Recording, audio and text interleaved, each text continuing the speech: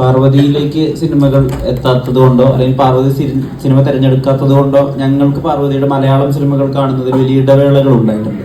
അപ്പം ഈ ഇടവേളകളുടെ സമയത്തൊക്കെ പാർവതി എന്താ ചെയ്യുന്നത്? ഈ കാലഘട്ടത്തിൽ ഞാൻ ചെയ്യേണ്ട സിനിമ ഇതാണോ എന്നുള്ളതാണോ അതിന്റെ ക്രൈറ്റീരിയ? അതോ തെരഞ്ഞെടുപ്പുകൾ വളരെ ക്രിട്ടിക്കൽ ആവുന്നതാണോ? എന്താണ് നല്ല സിനിമ മാത്രം? അതായത് ചാർലി തൊട്ടോ അല്ലെങ്കിൽ നിതിൻ മൊയ്തീൻ തൊട്ടോ നല്ല സിനിമകളെ അധികം കണ്ടിട്ടുള്ളൂ. ആ നല്ല സിനിമ ചെയ്യാൻ എന്താണ് നിങ്ങൾ പോസ് ചെയ്യുന്നത്? അത് വിഷ്ണു എങ്ങനെ അവൻ്റെ ടെസ്സയുടെ ഒരു ലൈനില്ലേ, ഒരു പ്ലാനും ഇല്ലാതെ ജീവിക്കണം എന്നുള്ളതാണ് പ്ലാൻ എന്നുള്ളതാണ് എൻ്റെ ഒരു മെയിൻ സ്ട്രാറ്റജി.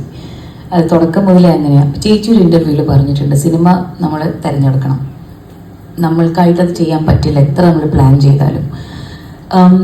ഈ സിനിമ വന്നത് 2018 ക്രിസ്റ്റോനെ മീറ്റ് ചെയ്തു, 22 ഷൂട്ട് ചെയ്തത്. ഇത് ഒരു വലിയൊരു ബ്ലെസ്സിങ് ആണ്.